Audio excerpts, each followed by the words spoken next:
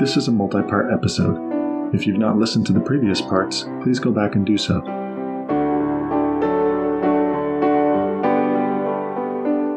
In the beginning was the Word, and the Word was with God, and the Word was God.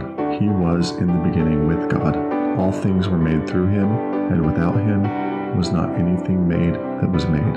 In him was life, and the life was the light of men. The light shines in the darkness, and the darkness has not overcome it.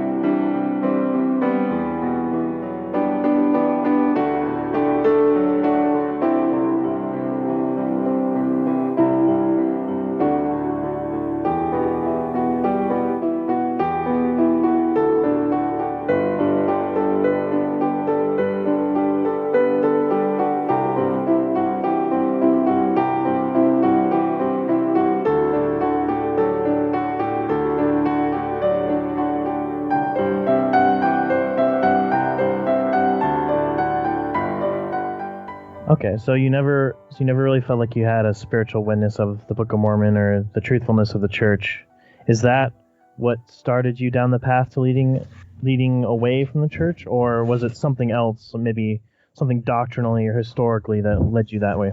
I think that the main question for me has always been around archaeology and the Book of Mormon. So I grew up in the Ezra Taft Benson era.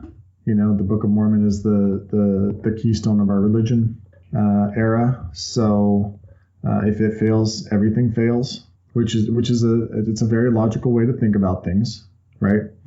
If Joseph Smith did by the gift and power of God translate an ancient record as a young unlearned man, then great. If that's not what the Book of Mormon is, then that's not what it is.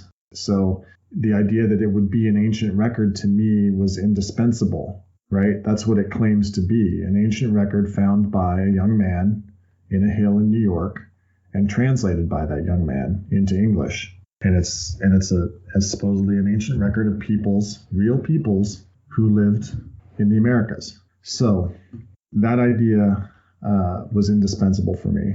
Before my mission, just a few months before my mission, the Dead Sea Scrolls were on exhibit, on loan to BYU.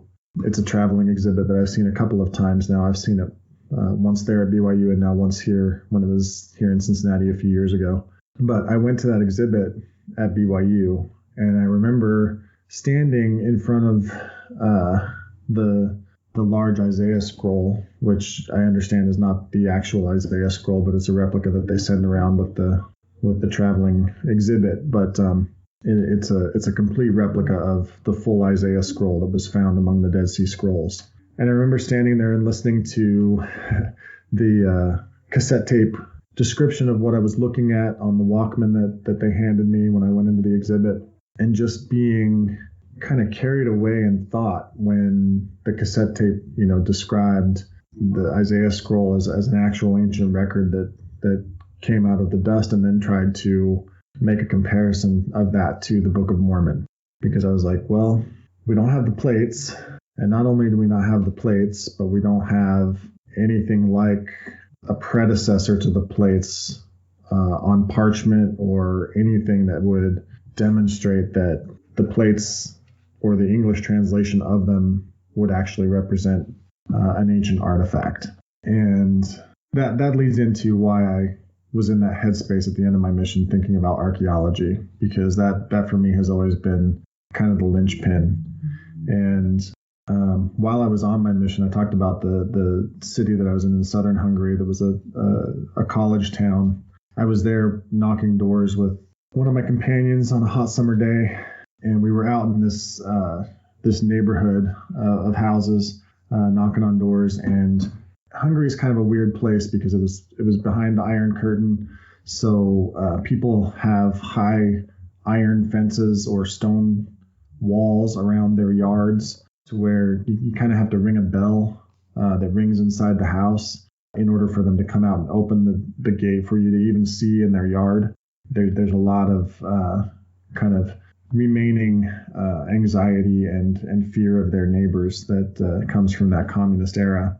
So we rang the bell at this one house, and instead of coming out to the gate, this house sat right on the sidewalk. So there were windows on the front of the house that were right on the sidewalk. And instead of coming out of the house and opening up the gate, the man stuck his head out the front window and asked us what we wanted. And so we explained who we were, that we wanted to tell him about an ancient record that had been found, and would he have some time to talk about it? And he was kind of an eccentric guy, and he was like, well, would you be interested in reading a real ancient record that was found? And I was like, sure. So he disappeared back into his house and came back to the window and held out to me like a sheaf of papers that looked like it had been photocopied off of something. And he handed it to me, and he's like, here's a real ancient document that has been found.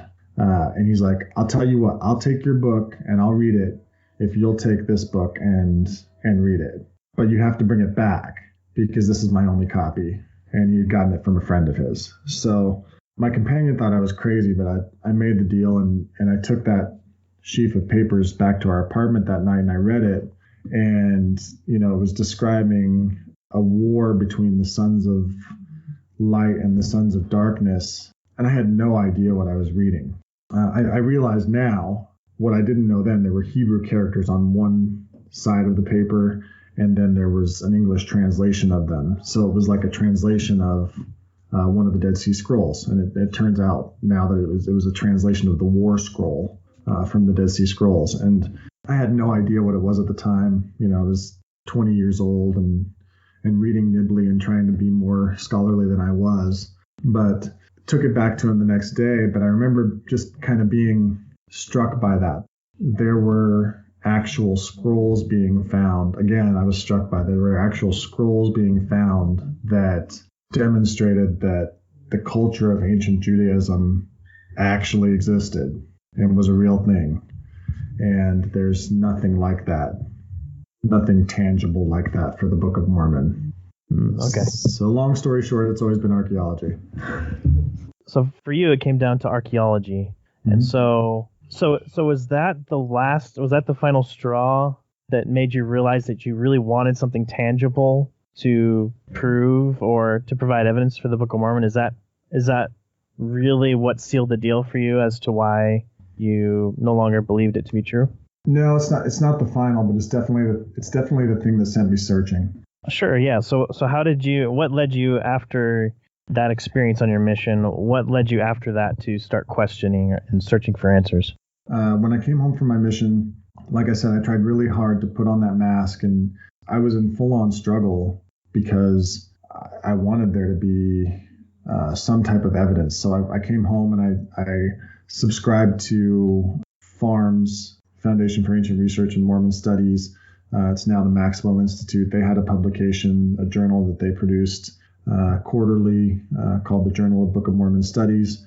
I subscribed to that and read it every quarter when it would come out. And what I found there is that most often the scholarly papers that were written in that journal were mostly walking back overly optimistic claims that had been made about archaeological finds in Mesoamerica 50 years prior. And that bothered me.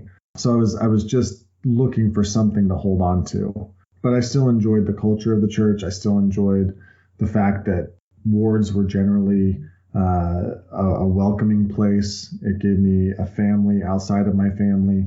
But I think probably a big piece of my beginning to question was meeting my wife and her family. So when I came home, I went back to work at the same company where my dad was working, a small electronics firm in Salt Lake City, and was working there with a friend of mine from high school.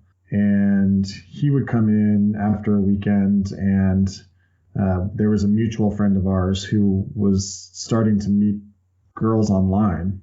The internet kind of really came into being during my early high school years as a thing that people actually had access to, with dial-up, and people had in their homes.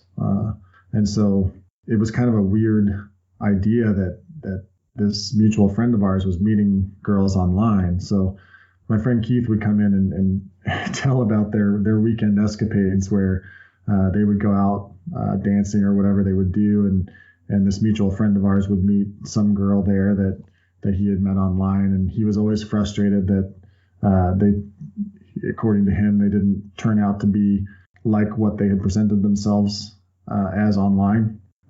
So we would sit at work and talk about that and laugh about it, and we devised a science experiment that we would conduct where we would create a profile for ourselves. Because I asked him, I said, where is this friend of ours meeting these girls? And so he told me that he was meeting them on a site called ldsmatchmaker.com. So we decided that we would do we didn't really trust his judgment, because my friend Keith said, these girls seem pretty cool. He's like, I don't know what his thing is, but maybe he's a little too picky or whatever. But so we devised the science experiment where we would create a profile of ourselves. We had to respond to anybody who might happen upon our profile and strike up a conversation with us. And we would just, see what kind of bites we got.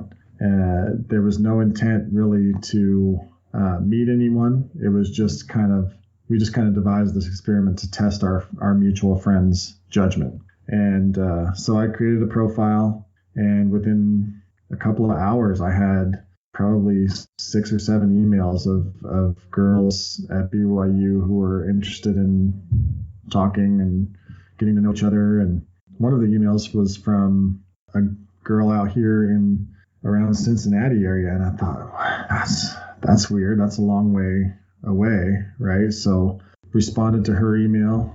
Her name was Angela, and we started talking, started chatting online using ICQ, some old chat client. And then eventually, it got to the point where we were talking on the phone, and, cell phones weren't really a thing then. This was 1999. So we ran up big long distance bills, but, eventually it got to the point where it was fairly serious after several months, to the point where she invited me out here to be her date to her sister's wedding. So I flew out in November of 99 and attended her sister's wedding as her date at a Baptist church. So I got to see how the other side lives when it comes to weddings. And while I was here, proposed, and she said yes.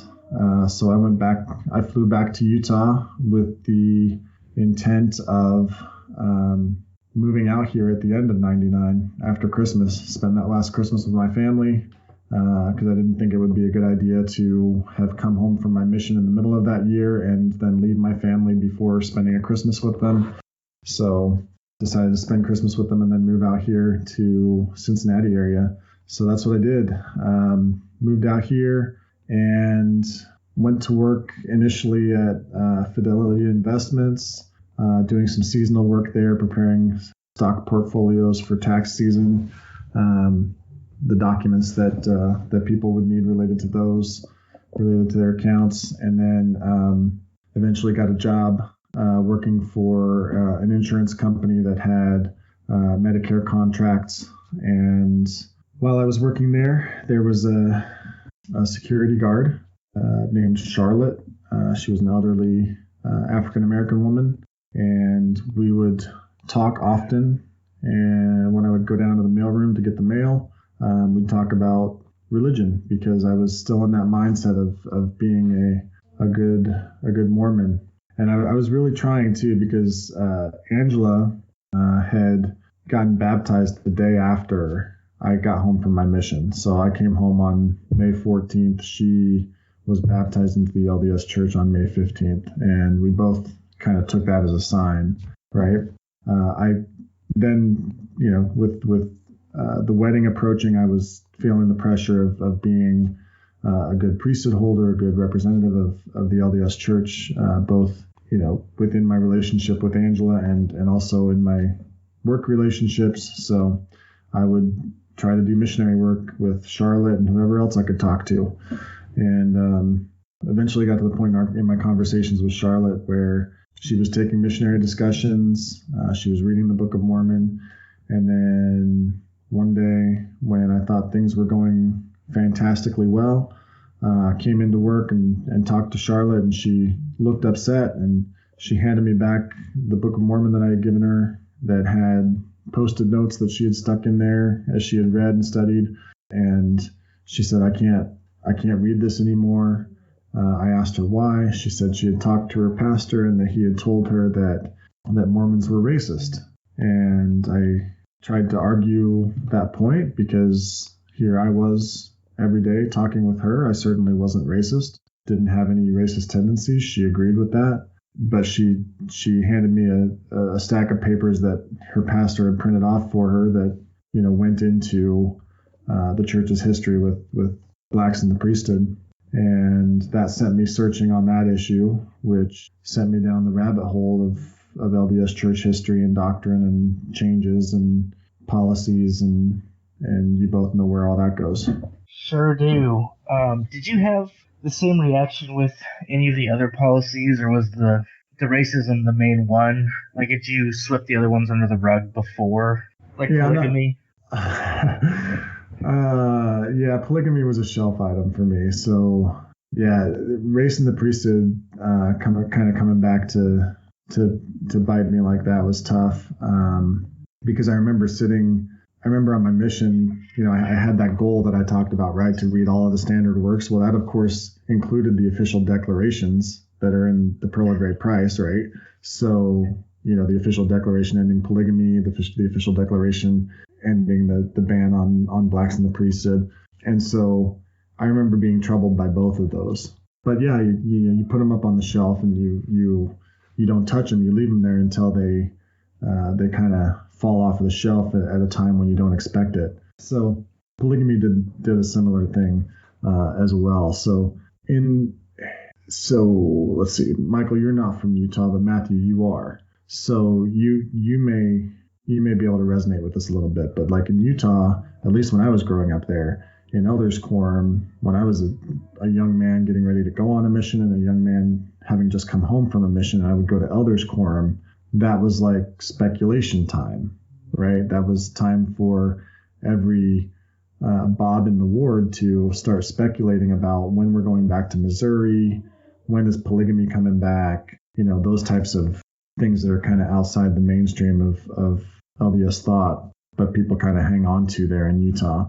And so I was kind of swimming in that pool of, people suggesting that there was a time when polygamy was coming back, and what are you going to do?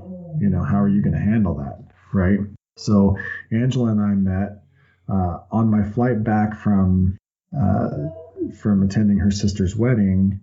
I had a layover in Phoenix, and they overbooked the flight that I was supposed to get from Phoenix to Salt Lake City. So they were offering $500 flight vouchers for anyone who would be willing to take a later flight. Well, at that time, a $500 flight voucher would buy a lot.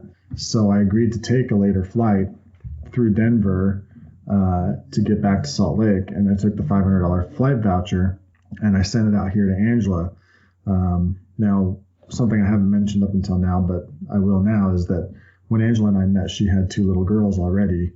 One of the things that people were concerned about around me and me beginning to date her was that I would have a ready-made family, and they wondered whether I was old enough and wise enough to manage that, which I can totally understand their concern.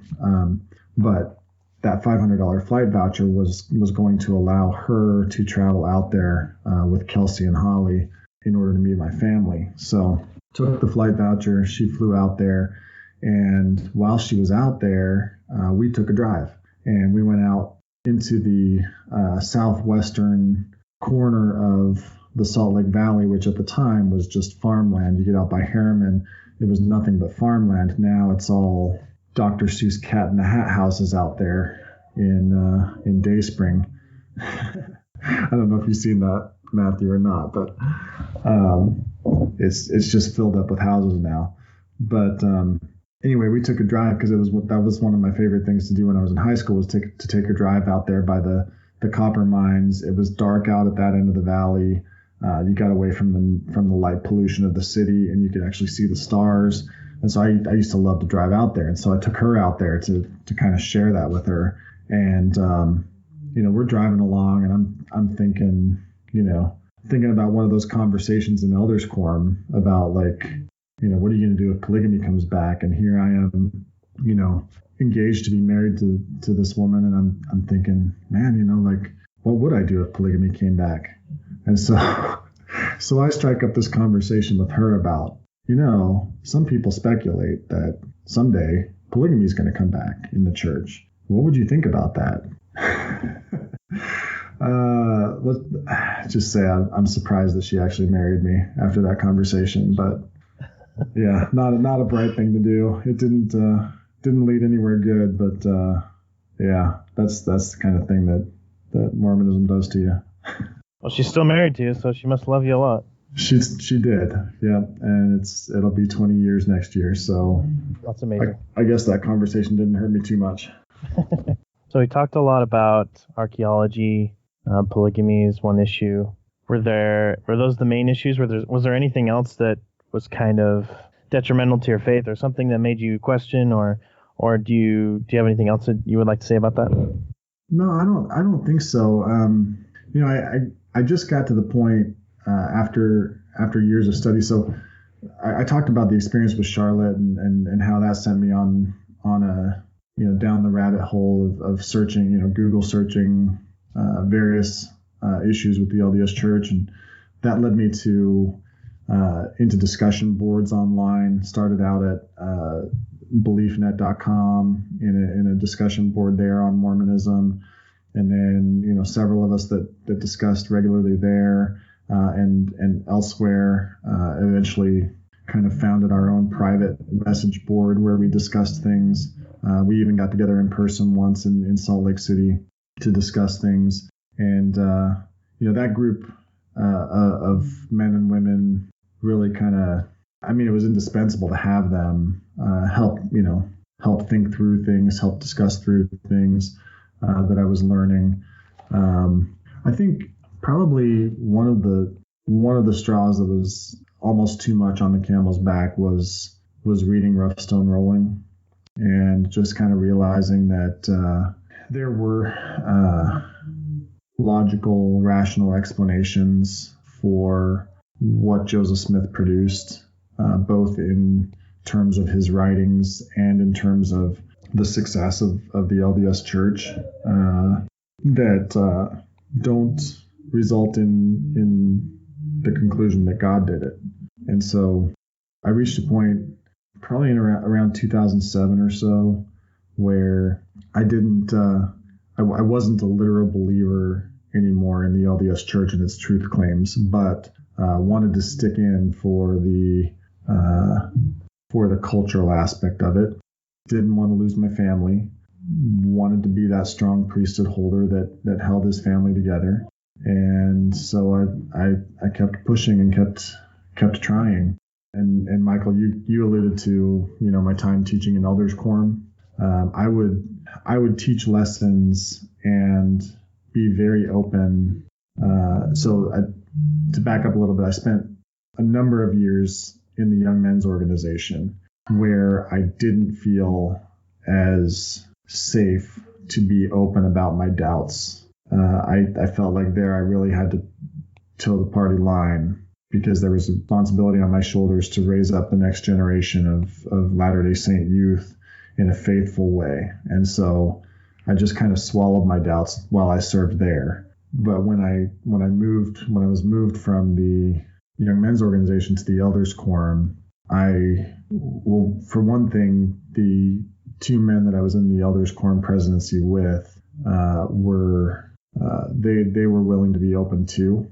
And so we had discussions that were somewhat refreshing. But then I would teach lessons in which I was very open about my doubts about the Book of Mormon, about whether or not Joseph Smith was actually a prophet. And it sparked conversation in the Elders Quorum. And, people would come and tell me, other men would come and tell me that they appreciated my candor, that it was refreshing. I never got into trouble with the bishop or anyone else over it, but it was a difficult time because I was still trying to be faithful, trying to find goodness in my church activity, trying to find community, like-minded people who would be for me in person what I had experienced online with people, and eventually got to the point where it just wouldn't work anymore. And for a number of years there, I just kept pushing, just kept trying. And, Angela and I were very open throughout all of that about what we were going through, what I was learning, what she was learning. There was a time when I read the book In Sacred Loneliness, which is, I don't know if either of you have read it, but it's a history of Joseph Smith's wives, and in their own words describes, what living polygamy was like for them. And that was a rough book to read. And I remember hiding it from Angela because I didn't want it to harm her faith. And she found it one day while I was at work, and that sparked a conversation, and told her that wasn't sure that I believed in God anymore, wasn't sure that I believed in the church anymore. That crushed her. I remember her crying, and she said, "So wait, you don't believe that we have the truth?" And so we were, throughout the years, we were open, and we talked about things, and she was supportive. And it got to the point where she tried, she pushed. There was a time, probably around 2008 or so, when our bishop had challenged the ward to read the Book of Mormon through, and she had never done it. We had tried to read it together, but it never really interested her. So she, at that time, when the bishop challenged the ward, she decided that she was going to take up that challenge, and she got the Book of Mormon on CD, and she would sit and listen to the CDs and read along. And she went through the entire book in a couple of weeks. And I remember feeling a little bit excited, because I had kind of hoped that, hey, I've never received the witness, but if she receives the witness, then maybe there's still hope for me. And we had a conversation after she had read it. And I asked her, what do you think now, having read it all the way through? And her response was very disheartening for where I was at the time. She said that, she struggled to believe it before she had read it all the way through. And now that she had read it all the way through, she was certain that it's not what it claims to be. And so from that time on, she kind of fell off attending church for the most part. I would kind of try to push her to go. I would take the kids and go, and a lot of times she wouldn't, but sometimes I would nudge her until she would go with us, and we would come home from church on Sunday afternoon and sit down to lunch, and I could just see in her eyes that, I described it at the time and still do as a dead look in her eyes. She was not being fed at church, and I thought, that if we just kept trying, it would eventually work out, and it didn't. So one Friday, I came home from work, and she said, we really need to talk. And she said, let's go grab some dinner, take it to a park, and we'll just talk. So that's what we did. We went and grabbed dinner, went to a park, and sat down, and I was wholly prepared for her to tell me that she wanted a divorce, because I was, I knew that church wasn't working for her, and I had been pretty clear with her that although I had my doubts and my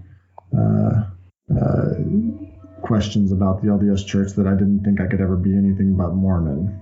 Her family was Southern Baptist, so she felt like she had some place to go back to, and I like I said, I didn't feel like I could be anything other than Mormon, and I had told her that on a number of occasions. So I thought we had reached the point where, irreconcilable difference over religion, and I was certain that that's what she was going to tell me that night at the park. That's not what she told me. What she did tell me was that she could not go back to the LDS church anymore. She didn't care if I did, but that she couldn't, and that she would like to take the kids and try to find somewhere else to go to church. And, I was welcome to go with her if I wanted to. But if I wanted to stay going to the LDS church, that I could do that too. And it was like a weight lifted off of me.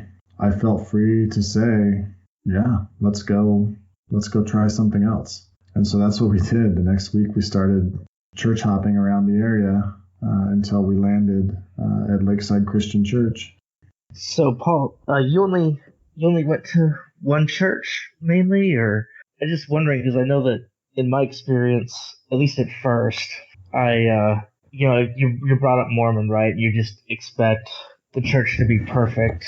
Did you find yourself criticizing churches at first, for little flaws or things that you thought were imperfections? No.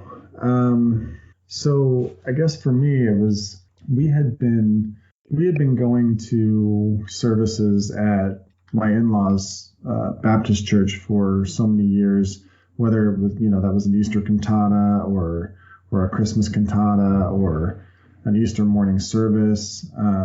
We had attended services there so often that I had kind of gotten away from the idea of criticizing. By that point, I was really open. I wasn't always that way. So I remember going to a service at my in-laws Baptist church when our oldest daughter, Kelsey, was probably 7 or 8 years old. And it was, I don't remember what kind of service it was. It wasn't, anyway, I don't recall what kind of a service it was, but it was in the evening. But we had gone and the pastor preached and then did an altar call. And Kelsey got up out of the pew and went forward for the altar call. And she must have been 8 because I think she was just baptized, because I remember that's why I was freaking out. So she went forward for the altar call, and I'm nudging Angela like, what is she doing?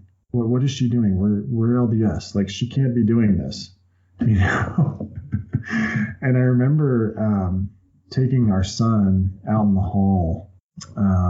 He was a toddler, and Angela had gone with her. Angela had grown up Baptist, so for her it was not anything to see someone go forward for an altar call, and for her that was a legitimate expression of one's need for a savior. And so she went up there to be with Kelsey. Our son was starting to fuss a little bit, so I took him out in the hallway, and I remember just pacing the hallway, kind of freaking out, like thinking, we're Mormon, we're LDS, like how can she go forward for an altar call? Like, this doesn't even make any kind of sense. And in my Mormon brain at the time, I'm thinking, she's being influenced by Satan, because that's what other churches are, right? So, but by the time we left, I was so far beyond that mindset that I was just open and ready to see what else was out there. So in terms of whether we tried just one church, so Lakeside Christian Church is directly across the street from the Stake Center where we attended Mormon services for a decade. And so we tried to avoid that church. We tried a United Methodist church that's nearby where some of our children went through preschool. We liked it. They had both a traditional hymn service and a contemporary service. We went to the traditional hymn service the first week because we thought that would be more like what we were used to. The youth pastor for that church lived, her backyard fence backed up against our backyard fence, so we knew her fairly well. We thought we might go back to that church the next week for the contemporary service, but I kind of freaked out a little bit and started researching like the Community of Christ and tried to take us in that direction. because I thought, well, if we're not Mormon, if we're not Salt Lake Mormon, maybe we'll be Mormon in some way, right? So we had I started corresponding with a female pastor from a Community of Christ congregation that's near here, but kind of farther away than you would want to travel for church. And we kind of made preliminary plans the next week to go there, but then ended up deciding not to do that because it was like an hour away, and we didn't want to travel that far every week for church. So we decided not even to investigate that. But we made that decision on Sunday morning. So then we were like, yeah, we'll just stay home this week. And then the third week is when we decided to just, okay, whatever, we're going to try Lakeside. And the reason we tried Lakeside is because I could see when I was sitting in the foyer with our kids in the Mormon church, I could see people going into Lakeside, and they always looked so happy. I was not happy in the LDS church at that point, and the people going into Lakeside always looked happy. They looked like they were excited to go to church, and that's not what I saw at the Mormon church. I saw people struggling to get a bunch of kids into church. I saw, myself in the mirror, realizing that, thinking about how long can I go on trying to put on this mask. And so I just wasn't happy. And so I wanted to try Lakeside, but we had kind of agreed that we weren't going to because it was directly across the street, and we didn't want our Mormon friends to see us going into Lakeside. And it's a very casual environment at Lakeside. So people wear, shorts and a polo. Football weeks, people might wear their team's jersey. So it's kind of the complete opposite in terms of style and culture than the LDS churches. So there were a lot of reasons why we avoided it. But that first week we walked in there and worshiped for the first time. It was like, wow, this makes sense. It just felt like home from the beginning, and people welcomed us, and we've made really great relationships there. So yeah, I was just going to ask if there was what was the point or was there a point that you reached where you really just kind of thought I'm in a good place and I would never return to Mormonism, and did that take a while? It did take a while, because I had known I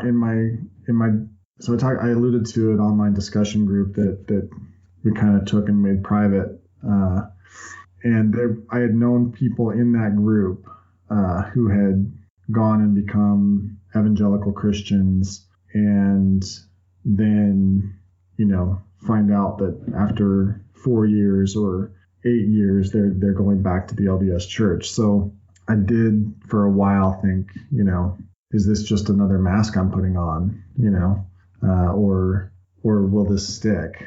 And, so I spent a year, actually more than a year, maybe a year and 3 months, really kind of digging in and trying to learn and get my bearings before I was at a point where I was like, okay, I'm ready to make it official and join this church by being baptized and becoming a full member of this church. So we left in May of 2010, and Curtis and I were baptized. My son and I were baptized in August of 2011.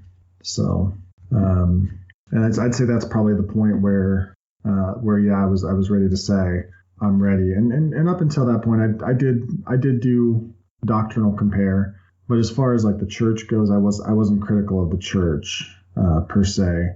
I was curious to know how it's different, right? How it's structured. Is there anything like priesthood? I was curious about all those kind of things, but I wasn't critical. Like you asked me earlier if I was critical. I wasn't critical, just very curious. So yeah. So my question that I was going to ask is, so throughout this process of leaving the LDS church, finding the church you're at now, and feeling like you're home, if someone were to ask you, at what point do you feel like the Lord saved you? Could you give a specific moment in time? Was it back in your mission when you were praying for Jesus to save you, or is it a little bit difficult to nail down a specific time? I think it's hard to nail down a specific time.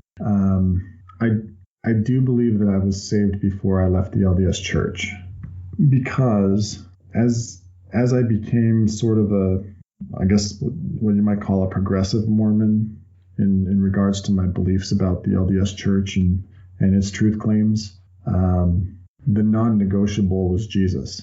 And so, although I did teach those lessons in Elders Quorum where I openly shared my doubts about the LDS Church and its truth claims, most of my lessons were focused on Jesus and what he did for us, what his sacrifice was for us.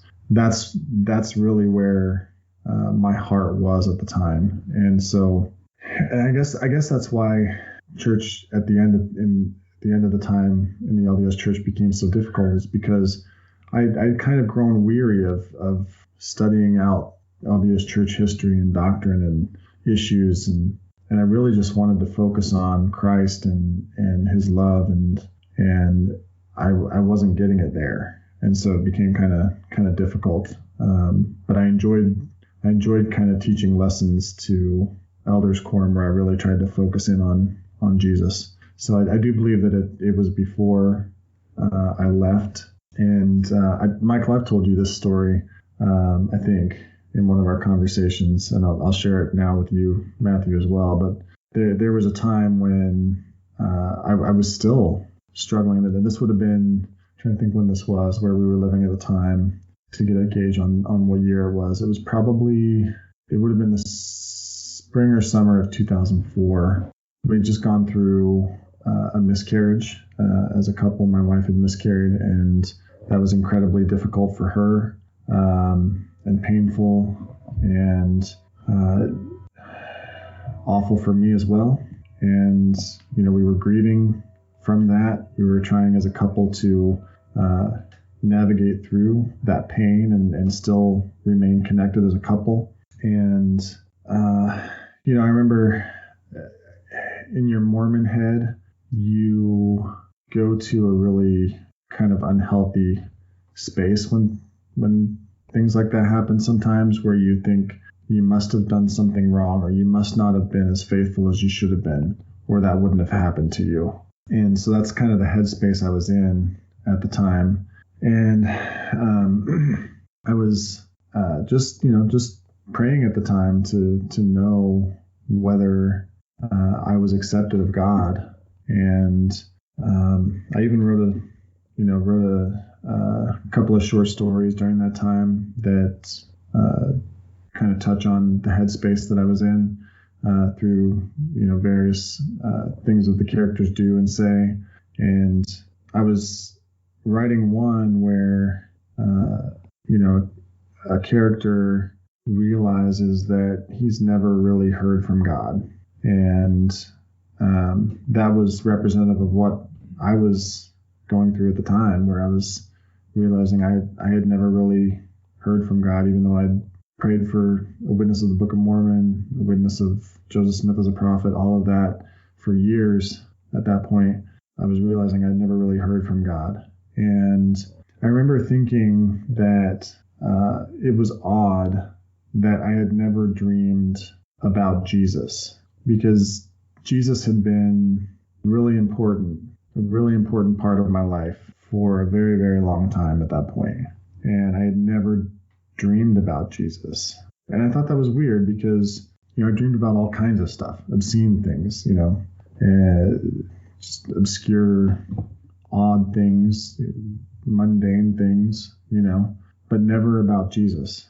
And I remember mentioning that to Angela, that I thought that was strange in one of our late night conversations, and just kept praying to know if I was accepted of God. And one day, went into the bedroom to lay down, take an afternoon nap, and closed the door behind me, because Angela was out in the front room with the kids, and they were making a little noise. So closed the door behind me, laid down to take a nap. And as I was laying there, I heard a voice whisper my name. It sounded like it was right next to my ear, and I had my eyes closed, and I thought, I must have missed Angela coming in, and thought I must have dozed off, and maybe she came in to try to wake me up, So I opened my eyes, and there was nobody there and the door was closed. And I thought, that's weird, to hear a voice say your name. Mm-hmm. So I closed my eyes and went back tried to go back to sleep and heard the voice again. And I thought, that's really weird. And that time I got up out of bed and walked over to the door and opened up the door and just kind of listened out through the hallway to see what Angela was doing. And I could hear that they were out in the front room watching TV and just kind of playing around. And I thought, man, that's weird. So I closed the door and laid back down. And I thought, man, that was a weird experience. I'd never experienced anything like that before. And then I don't know how much after that it was, a week or 2 weeks, I don't know. But one night I had a dream that I was walking up a hill. And so when I was on my mission, there was a hill in Buda where I'm assuming a church had done it, had set up kind of like statues of each of the 12 apostles. And there was like a round hill, and there was a walkway around the outside of it up to the top. And along that walkway, there were statues of each of the 12 original apostles of Jesus. And then at the top, there were 3 crosses. And, my companion and I kind of stumbled onto that one day while we were out, tracting and knocking on doors. And I remember that it was kind of a cool experience to see that out in the middle of this field. And so, anyway, I had this dream where I did dream that I was walking up a similar hill and got to the top and looked up, and there was Jesus hanging on the cross. And that same voice that I had heard when I was trying to take the nap said my name again and said, "You're mine." And I've thought about that a lot. I don't know what to make of it, but that's why I say I think that I was saved before I left the LDS Church, is because of that experience. Man, I'm trying to absorb everything. It's a lot of great stuff. Maybe we can. Is there any final thoughts you'd like to say, or? Yeah, I think we've talked in another episode and quite a bit in depth here about fears that are involved in leaving the LDS Church and making a transition into broader Christianity. One of the things that really kind of opened up to me when we left, when we left, I made mention of the fact that I'd kind of grown weary of studying out LDS Church history issues and doctrinal issues and policy issues. And when we left, it's like the world opened up to me. I suddenly had desire to study again. I've always been someone who studies things out and wants to learn as much about things as I can. And when we left, it's like the world opened up to me. And with the LDS Church's teachings on the great apostasy and how broader Christianity is apostate, there's a lot of fear about studying too much about other churches or the history of Christianity. And really there was a sense in which I felt like it was not mine, right? Because the LDS Church has its Genesis in 1830. And it's like everything before that is broken. So why would you even look at it?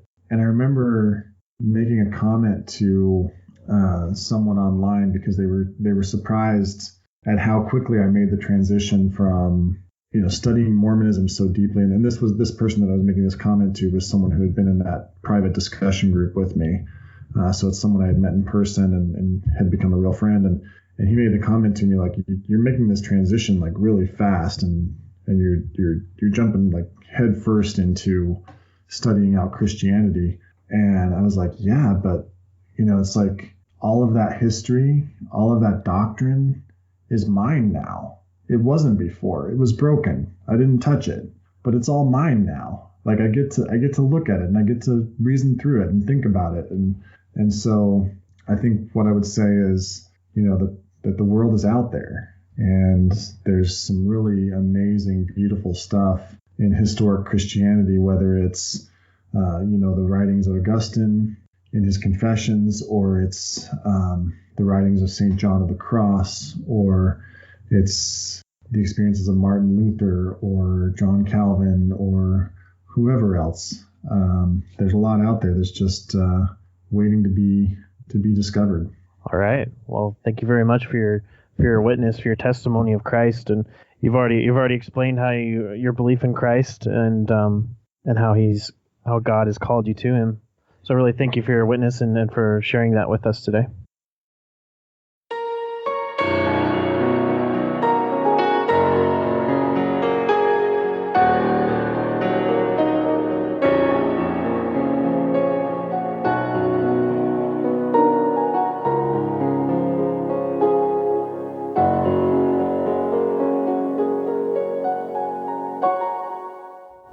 Thank you for tuning in to this episode of the Outer Brightness podcast here on our YouTube channel. If you enjoyed this episode, please give it a like, share it with your friends, and subscribe to our channel. We hope to upload more episodes in the future. We also have a Facebook page and would appreciate it if you liked it and followed us there. And we also have a Facebook group where you can join to discuss the podcast with the co-hosts, fellow friends, and followers of the podcast. We hope to talk to you in the future. Stay bright, Fireflies. You can subscribe to the Outer Brightness podcast on Apple Podcasts, Google Podcasts, Google Play, CastBox, Podbean, Spotify, and Stitcher. If you like what you hear, give us a rating or review wherever you listen. Thank you, Fireflies. You can also connect with Michael the ex-Mormon apologist at FromWaterToWine.org, where he blogs, and sometimes Paul and Matthew do as well. Music for the Outer Brightness podcast is graciously provided by the talented Brianna Flournoy and by Adams Road. Learn more about Adams Road at www.adamsroadministry.com.